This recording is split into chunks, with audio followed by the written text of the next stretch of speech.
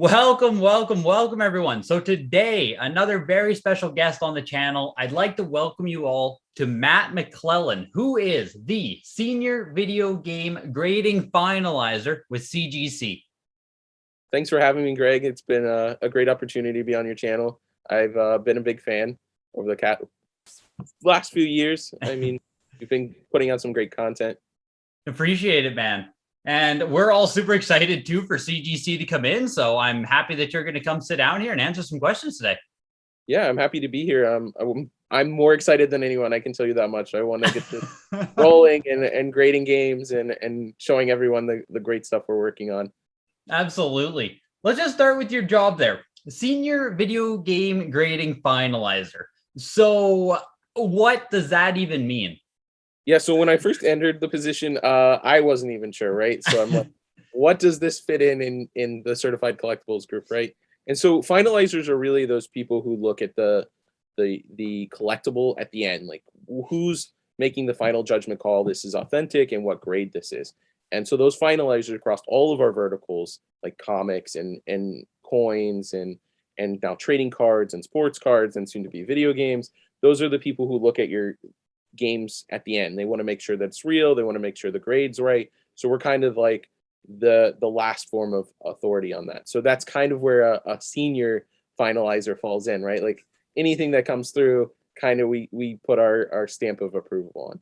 Do you actually partake in the grading process then? Like say something comes through and you're doing your checks, can you change the grade? Can you, or? So some of that's kind of confidential. Okay. But I will look at it. I can adjust some things. I definitely will be inspecting for authenticity, making sure that I feel the grade is accurate. So we're kind of just making sure everything's right. And I'll grade games myself, right? Okay. So certain games that I'm very qualified to look at come in, that's something I'm going to definitely take a look at. So every single item that comes through does pass through the hands of yourself, or is there another finalizer? Sorry. Jason Broussard is also one of our finalizers, correct? Okay. And combined, we have 30 years of total video game experience. So we definitely have a lot of experience. That's just Jason alone has 30 years, you mean, right? Like... almost he does. I mean, he's been doing this a long time. He's kind of the institutional knowledge. I'm kind of like the new knowledge. And together we're just a great team. For sure. No, I believe it. That's when I saw you both, I was like, it's in good hands. So yeah, that's what we really tried to build. Like we thought about what team members could be, and we're adding now. I mean, if you want a job or anyone you know, or let me do it remotely. If you let me do it remotely, grade remotely. I don't think anyone would be appreciative of grading remotely. Right? Send me 4K video.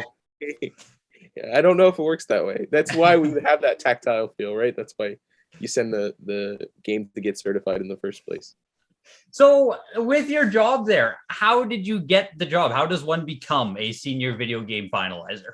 So they first reached out to me asking my opinion on how they should enter the market, what they felt was the best approach, whether I wanted a job there. And that was all kind of hard decisions for me. I've been a video game dealer, store owner for a long time. And is that what you were doing when they reached out? Sorry? Correct. Yeah, I've been very active in the market. I attend a lot of conventions, get to work with a lot of people. I mean, that's not going to stop. I'm just going to be in a little bit of a different capacity, right? I'm going to be helping people authenticate and certify their games and just showing them what amazing stuff CGC brings to video games, right? So they reached out to you, and then where did you guys go from there? Did you have to like give them a resume? I kind of interviewed them first. I wanted to make sure that I felt they were going to enter this in the right way, that I was a good fit. So first I was kind of talking with them, making sure I felt we were both a good fit. And then I went and gave them a resume, and we quickly learned that we were very compatible. I really like certified. I'm good friends with a lot of people that were in the company beforehand and that worked with CGC and comics. I've submitted a lot of trading cards prior to working. I just loved what they were doing. And so it was kind of that natural progression, right? Okay, so it wasn't like a whole like where you put through rigorous tests, or I mean, absolutely. I mean, there was that. There was what's your knowledge? Asking other experts what knowledge I had. I mean, that's okay. The best age. They were asking other people about me. They wanted feedback. from all types of market leaders that they were already talking to, like myself, like, is this somebody we should hire? And then that's how we're working on our team now, right? We work and see if these are people that are good fit for our grading, right? And so we're recruiting and trying to hire more and more team members to join and help the process. No, that's really interesting. So word of mouth has a big play in like getting a kind of position with that. I Like wouldn't say word of mouth being necessarily. known, sorry, like Yeah, community. Working within the community a long time. I mean, like I said, traveling to conventions so much, working alongside everybody, like just helping out. I mean, I've been helping authenticate games for a long time for other dealers, collectors, like, is this real? And so it was kind of that natural progression, right? Like, I've been looking at so much material over the past nearly decade that it was just No, like, yeah, like, he would be a great fit. for sure. That's it's very cool. Like, it's very cool. You know, obviously a lot of us in the sealed and graded world have fantasized about like, oh, maybe I'll be a grader someday. That'd be cool. So exactly. I mean, like, you get to look and feel all that material and really gauge on what's out there, right? I mean, you get to see so much different material. exactly. That is a dealer that you necessarily see just because it's in private collectors' hands, and it's just been locked away for a long time. Absolutely, man. So going to yourself personally, then, like you said, almost a decade experience. When did you yourself first start getting into collecting? So early on, like pre-opening up my video game store, I was not really a collector, I would per se, but I would keep all of my video games. I was one of those people who didn't really trade them in, didn't really do anything. But early on, like, I had a large apartment fire that wiped out almost all of my video games. So that was really heartbreaking, but I started buying some of them back. How many like years ago? How old were you at the time? About 21, so about 10 years ago. And so I Wow. started buying them back, understanding, oh, there's a market for these old video games. Like, I just wanted my childhood back. And then I kind of got into the, look, I'm going to open up a store. Like, how do you do this? Like, what games do you buy to resell? And then starting to understand, like, what after college, what I'm going to get into with opening a video game store. For sure. And when did sealed hit you then? When did you first start going down that road? Sealed, I mean, I bought in 2014 with a good friend of mine. We bought a sealed Chrono Trigger. We sold it, traded it to another good friend of mine who was a big sealed collector at the time. And I mean, huge, massive sealed collection. And we just got a bunch of good material from it, and we started being like, oh, sealed games are even more valuable, collectible, and that started driving my price. I had a sealed Ocarina of Time collector's edition that was part of that purchase that I kept, and then just like debating like other people whether the seals were authentic. I bought a Mario RPG and it had a like Mexico seal made in Mexico, and everyone was debating whether it was real, and I'm like, okay, I'm just going to open it up. So I opened it up and showed pictures like, this is real. Man. And lots of people, like, because I knew the source it had come from, like, so it was just really cool. And then I just kept buying sealed games. And I mean, Xbox, I really liked the nicest copy I could find, and often that was sealed for the original Xbox. So I was going after that. Stuff was really cheap, and that really started like blowing up my collection. And then I got into displays, and then I started collecting CIB stuff, and, more sealed stuff, and more modern disc-based stuff, and more retro stuff, and it just kind of escalated. You went from being the dealer to the guy who no longer lets go of stuff, kind of. I mean, I was hoarding a lot more stuff than I should have. But isn't that like the number one rule of owning a store is like you can't keep the don't keep too much of your own inventory. But I mean, you get to a point where you're doing well enough that you start keeping this stuff. And video games, especially retro or even modern, are a lot different than if you're retailing at another place, because these things don't go down; they usually go up. So by keeping them, you're that's interesting. Gaining value as well. And sometimes you're just like, well, I want to keep this. And so you just end up putting your personal collection and locking it away. Just no, 100%. 100%. It's what a world to talk about, hey, where you can open up a Mario RPG. Like, it's financially feasible to open that up in order to like prove authenticity. Right. Yeah. It was worth $300. Like no one cared. That's what I assumed in my head. As soon as you said that, I was like, yeah, probably 300 to 500. Yeah. A CIB was going for 150, maybe. Yeah, give or take. You're losing $150. It wasn't a big deal to just prove that this is a way of sealing this game, and it was just fun. Like I showed for sure. They were wrong. Sure. Like, look, this is all brand new in here. Like, and with the store in those years, how often was it that you brought in reseals? Like, was it prevalent still? There were reseals. That there always have been. Look, you have store reseals on modern stuff, where they aren't necessarily doing it on purpose to like manipulate people or anything. They're like when Best Buy was buying back stuff and then they reseal it with Y folds, or like distributors like resealing with the security strips that they got from Microsoft or PlayStation. Like there's a lot of that stuff that happened. And then you have some of the early Nintendo reseals, and you would see that stuff on time to time. That's why I said like helping other dealers authenticate it. Yeah. Especially if they were buying it. And they knew I wouldn't try to like poach the deal or anything. I was like, yeah, I would actually make the deal and I'll try to buy it from you. Yes. A lot of times I had no problem with that. No, for sure. So it's just been, there's been a lot of small things, but you're seeing more and more reseals come to market.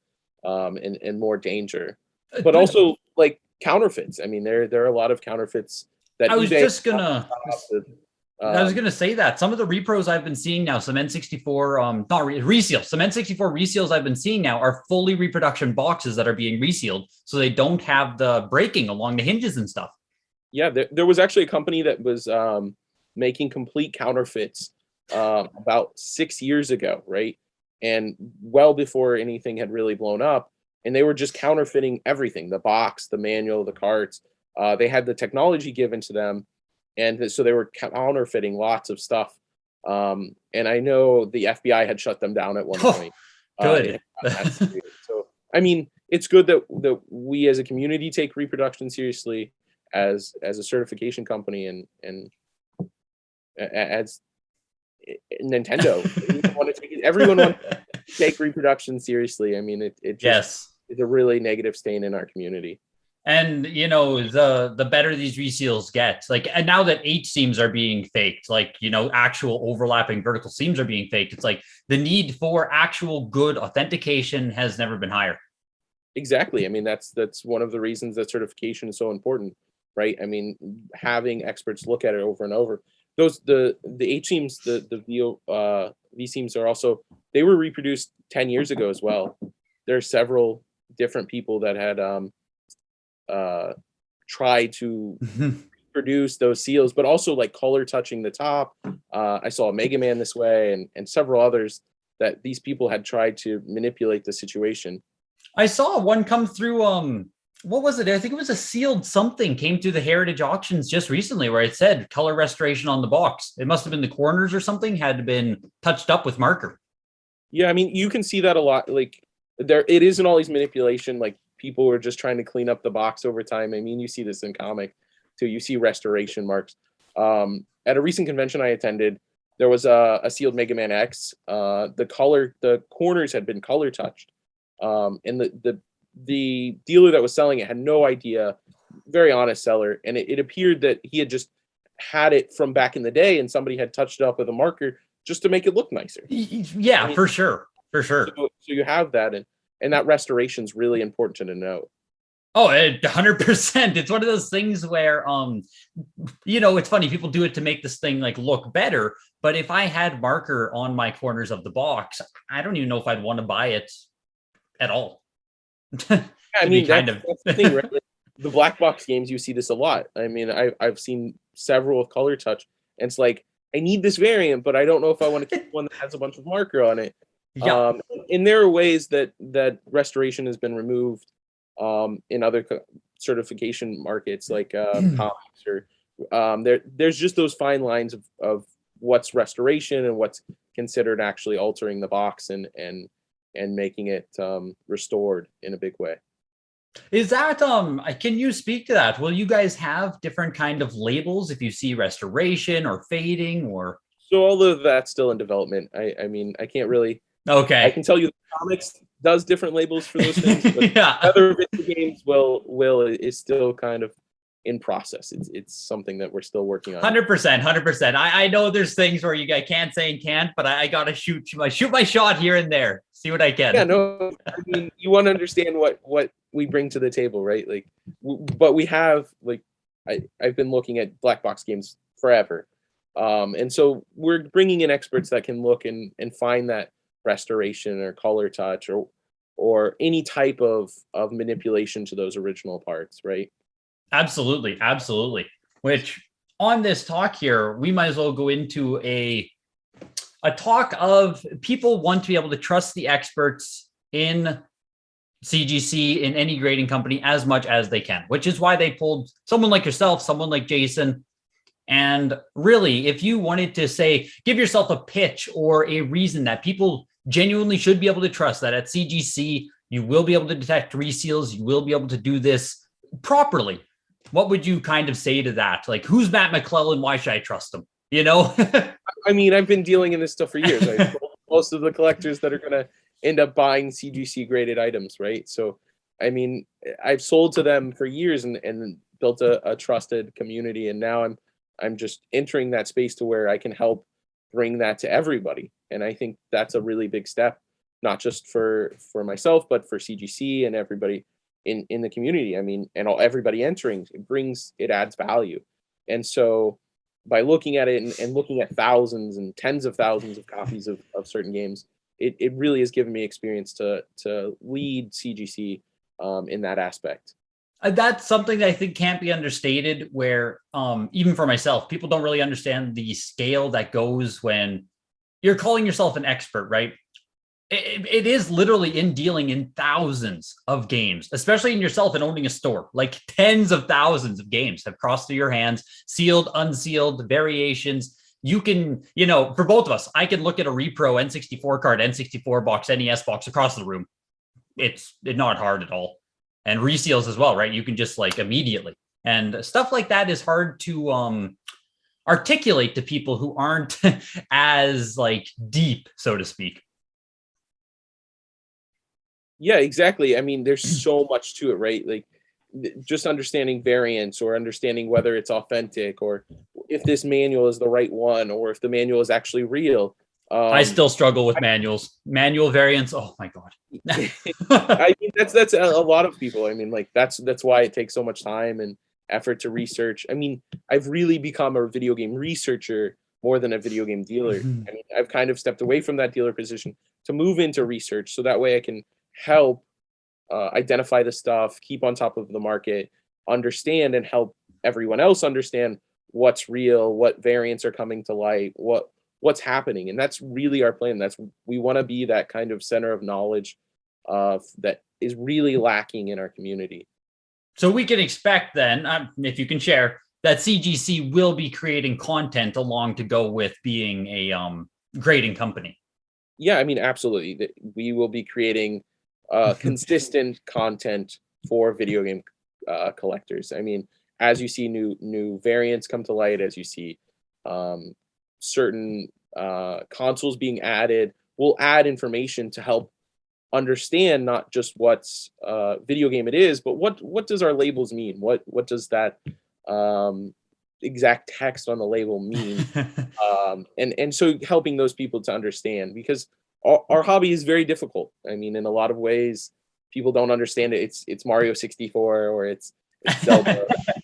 There is some really big changes there that happen that make this stuff really rare in any form. So like we're talking Zelda TMs where you have like 5 screw carts, but then you also have like the sealed copies that are extraordinarily uncommon, or Master Mario's where there isn't a confirmed sealed copy in existence, just some really nice CIVs.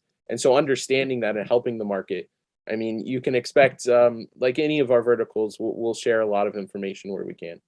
No, that sounds huge. It's funny you talk about just understanding what's written on the label, right? There are sometimes when I read a WATA label and someone will come to me and they'll be like, hey, what does this part of the label mean? And I'm like, I actually don't know. Like there's so many different things that are like pinged on there that I'm like, okay, I know what that is. I know what that is. But why are they saying that?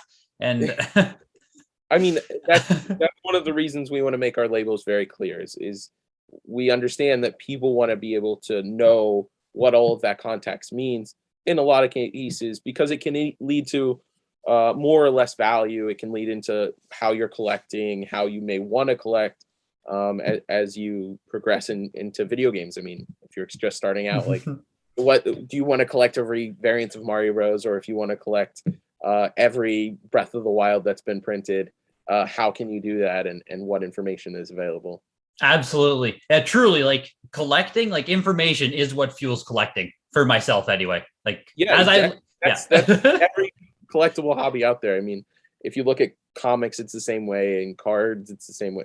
Like, Yeah. the knowledge of what exists is what drives you to collect. Exactly. As soon as I find out something new, I'm like, okay, let's go see. Like, does this exist on eBay? Is it easy to find? Okay, there are a few here. Like, where can I? Let's keep going. You know, like you just go down a rabbit hole. And sometimes it doesn't exist on eBay. It doesn't That's what I mean. any form you can find. It doesn't exist anywhere you can find. And then you're like, wow, this is exciting. Yes, and that's whether it's valuable or not. Like that's like the other day I bought this. Yeah, go ahead. I mean, so there's a lot of like variants that I collect that don't mean anything, right? And I don't want to talk too much about them just because that would drive more interest. Yeah, I know. They're not important. In general sense, they're not important. They're just something I like doing and collecting on my free time. Like, I mean, Xbox variants, obviously. Xbox has so many, I don't want to say like useless variants, but like if you just look at Platinum Hits, there's some very rare Platinum Hits games that no one like cares about. Let alone CIB, yeah. Yes. I mean, I have a lot of them. And I've been collecting them a long time, and people sometimes look at me funny when I'm picking up like a $4 game and I'm excited, right? Yes. But that's really what drives it is like is just that fun getting to go through video games, and that's what I really loved about conventions for so long, is just going through and hunting for the stuff that I really wanted over time. And sometimes you find it, and sometimes you just strike out. Yeah, there's nothing more fun than a chase for like a $50 item, because like you know you can buy it whenever it comes up. It's just like, when the hell am I gonna find it? Right, yeah, exactly. That's part of the fun, like in our hobby, is that you have that chase. Yeah. I mean, you alluded to that in a previous video of talking about how the chase is dying. I mean, that's a big part of that, is like, but I think that it's just changing, right? Like, I think 100%, 100%. You can still chase those games. You can still go to conventions. You can still have fun with your friends. You can still actively engage in the market, regardless of price point. I mean, that's the best part of video games. You can collect a $1.56 million Super Mario 64, or you can collect $3 Platinum Hits Xbox games. Yes. 100%. And you know, it's one of those arguments like I kind of get into people, because when people bring up prices, it's like, you guys, there's tens, if not literally hundreds of thousands of video games out there at every price point, at every print run, at every like generation. Don't tell me prices are getting you out of the hobby. Just like we said, with information, go learn about something new and like go down a different path. You'll find something to enjoy. Write a book. Like, we need information. I love information. I mean, we asked for it, and we're not asking for it because we want to manipulate the information or we're just genuinely curious on what other people have done, and we're spending countless hours doing it, and just researching and spending that time. And so we just want to engage with others, see what could be right, what can be wrong, what information needs to be added to, what information we're going to share in the future, because that's important too, right? So from a certification standpoint, what information can be shared and not misused. I mean, so we don't want people manipulating the market, trying to create perfect fakes or fakes in general that can deceive I know people into the market. So it's that fine line, hard balance, of giving out, like, you don't like, it's even when I talk about reseals, it's like, okay, I did a good video about it, but like, do I want to delve into every single piece of nuance with seals versus reseals? Because like you said, at the for everyone who's genuinely learning for their own passion, there are also bad characters out there who are taking notes on the information provided. Yeah, I mean, and that's really the job of certification, is try to like differentiate those real versus fake games over time, or reseals, or whatever it is. And so, like you said, it's really what information to share or not to share. Absolutely. What nuances. Absolutely. It's all I'm so excited for gaming moving forward. Like, I know people love to talk like market's in a bubble. This is as big as it's ever gonna get. Like, but like, no, this is sealed video games are going to be so much better in the next 5 years, I think, than they are right now, just because of how much more certification, information, and engagement there's going to be, and just overall passion in this market. Yeah, I mean, I think it's just more than sealed too, right? I mean, it's video game collecting. That's fair. That's fair. I mean, I love sealed games. I love complete in box games, even some carts. I mean, like not for resale in 64 carts. I mean, I love that type of stuff. And so I think that's really where it comes into play, is that this is an entire large hobby that's growing. And I think that's where I see is it's a very bright future where all can grow and start collecting where we love. And I think that's what happened, right? It was the chase of the hunt, and now it's kind of refining down to what you love. I mean, I see a lot of collectors refining down to the things they love and getting that certified and putting it on their shelf. That there really is something special about that. Myself included. Now that we're no longer in a world where you can own everything, I'm really choosing what angles I want to go at. Do I want to collect the N64 NFR cards like you mentioned? Like, where do I really want to put my focus now that it's getting more expensive, unfortunately, like is what it is. Yeah, I mean, I love video game displays, and that world has gotten well. And I mean, it's always been relatively expensive compared to video collecting. But I try to explain that to people as well. Like, I mean, there hasn't been a time in the past 10 years where it was cheap to collect that. I mean, it was more affordable than it is now, but it's really, I love signs and displays and falling in love with all of that stuff over time for Xbox or Nintendo or PlayStation even. Yes. I just Sega. I mean, it's all really cool, nostalgic stuff. You just brings back that childhood memory. That's a spot where like certification of displays and stuff. That's where you guys need to enter into at some point. That's what I would like to see. We do things that are similar in other verticals, but I mean, we really want to focus on what's important right now. I mean, no, for sure. We have a long ways before we can do that. For sure. I just know that sometimes I look at it and I'm like, I don't know if this globe is real, and I'm looking at pictures online. So it's like, there's space. There's just room for everything. Important, right? I mean, that's really like when those people were asking me, is this authentic or not? I mean, I answered it 90% of the time, but there's still that 10% of the time where it was like, there's still research that needs to be done here. Like it's what can be, and what leaders do you reach out to answer those questions? Like if it's about displays, like who do you reach out to? Like there's a small group of people that adamantly. Exactly. And video games or complete in box video game. It's knowing about those connections to reach out to, but also to start researching and having that information available to us to really bring that certification process to where it should be. Absolutely. It's never ending. It truly it's never ending. Yeah, I mean, the information cycle is never going to end. Like, they're producing so many new games every month that it's hard to keep up with just those, right? And I mean, major deals that are happening, Activision being bought by Microsoft. I mean, these are huge deals in gaming, and it's showing that kind of change in gaming. Like we're going to that digital age that a lot of collectors, including myself, are so reluctant to give up physical, but we really see it happening in the horizon.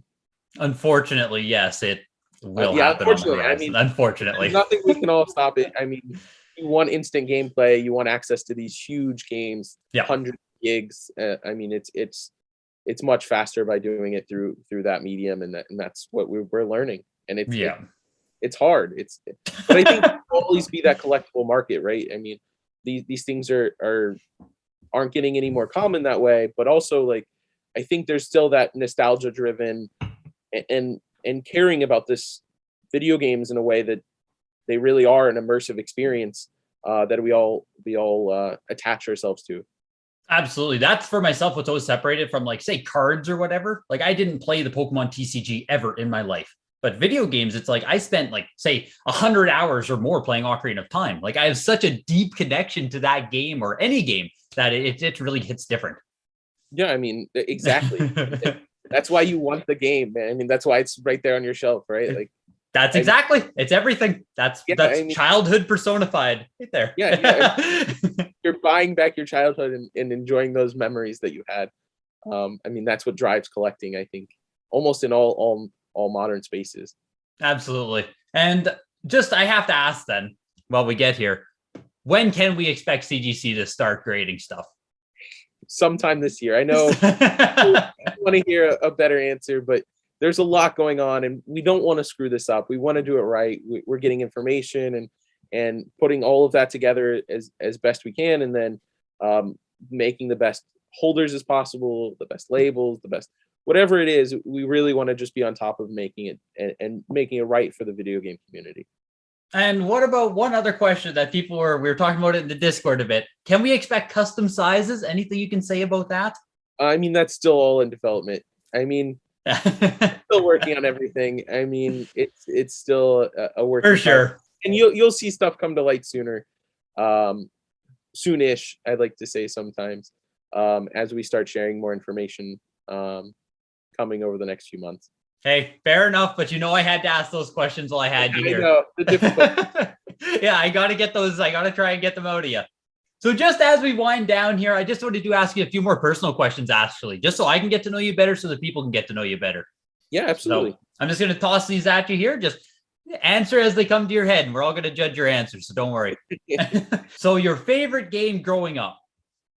That one's pretty easy. It's Halo 3. I mean, really? So I have a huge nostalgia trip for all things Halo.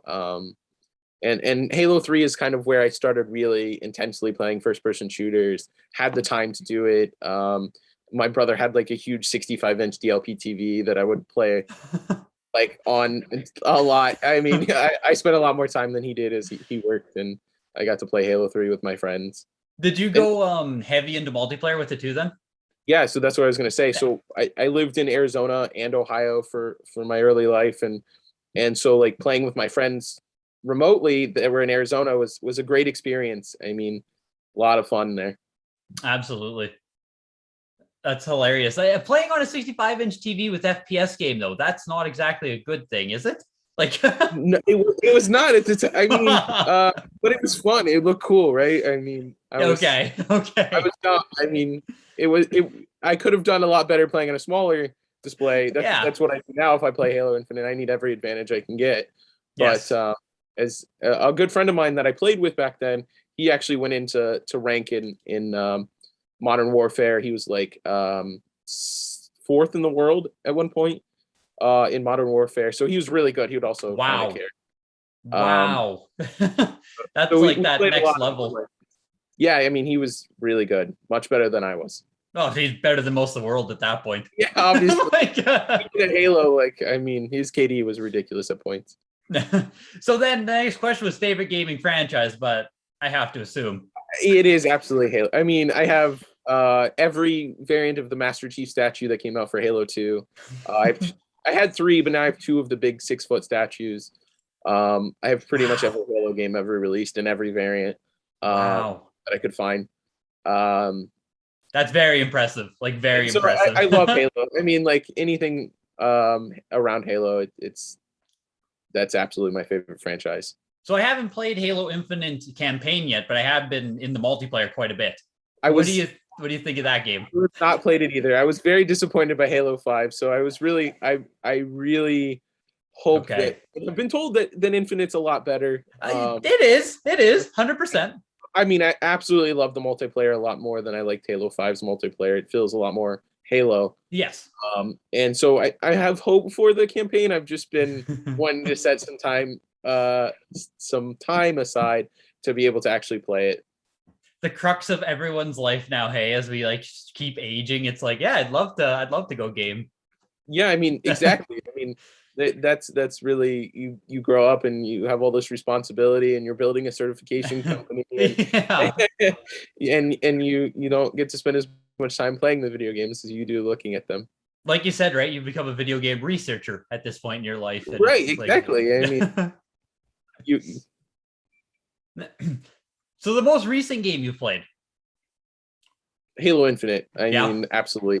But I've also played a little bit of Arceus, Pokemon Arceus. Okay, a little bit, not very much. It plays pretty well. That didn't sound convincing. I was hoping for a little more. Okay. Pokemon has been a huge nostalgia trip too. I mean, I played a lot of hours in Blue. Also had Red and Yellow, and we trade Of course.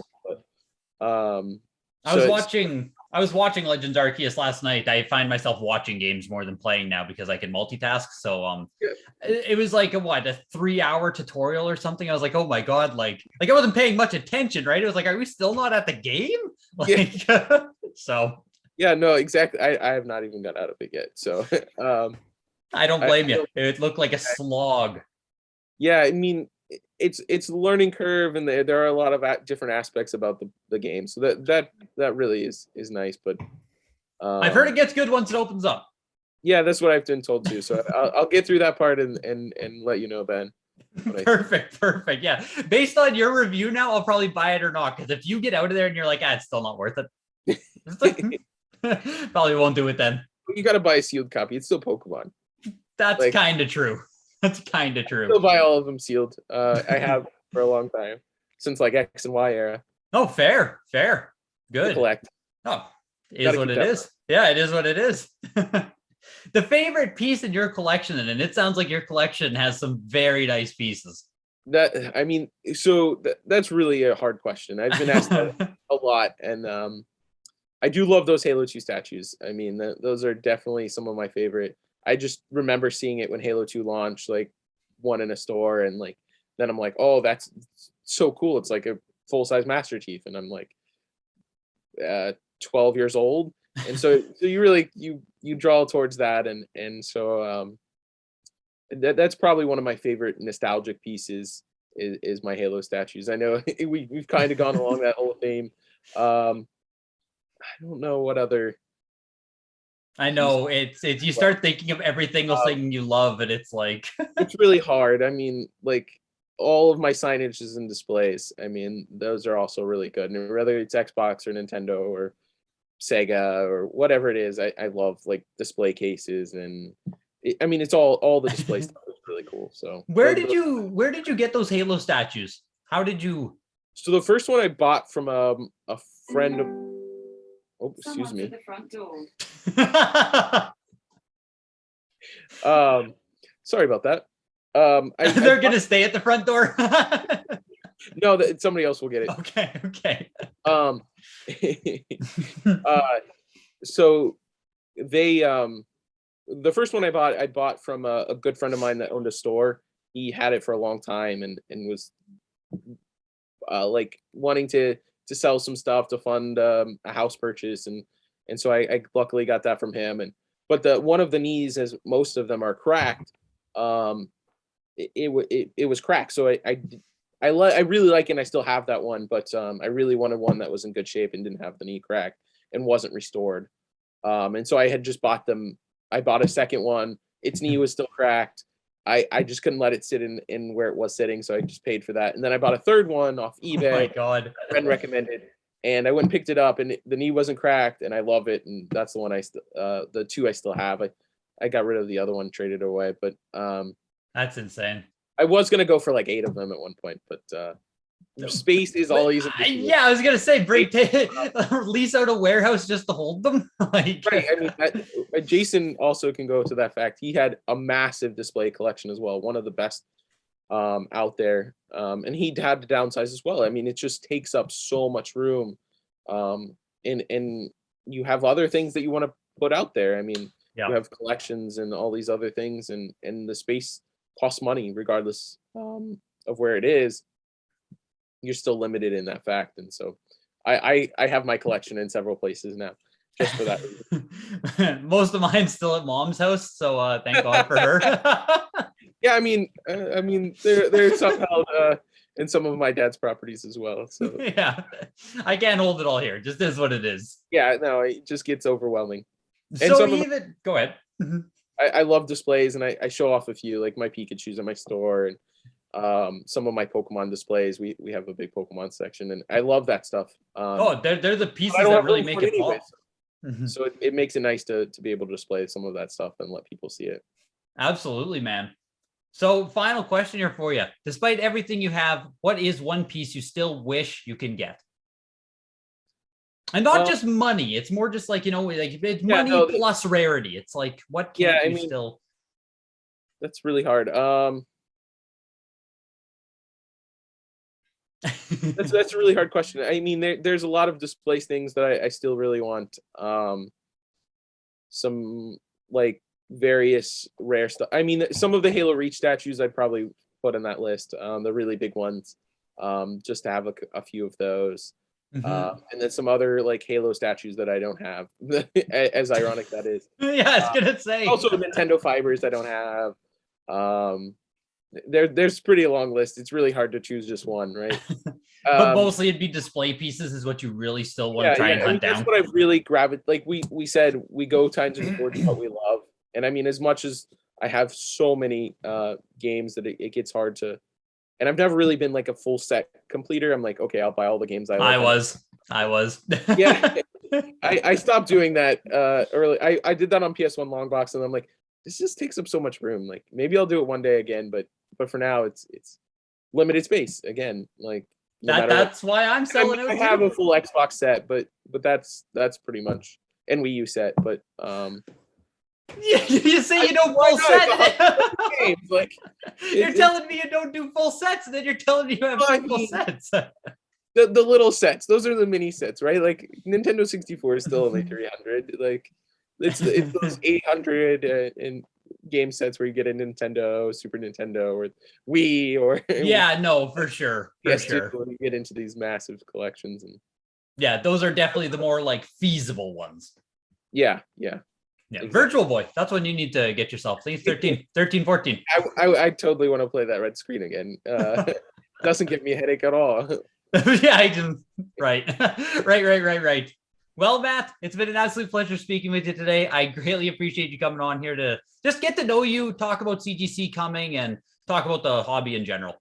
Yeah, thank you for having me on, Greg. It's been my pleasure. Absolutely, man. I look forward to hearing future updates. Get them out here as quick as you can. We're working on it. Sounds good, man. Take care. Have a good day.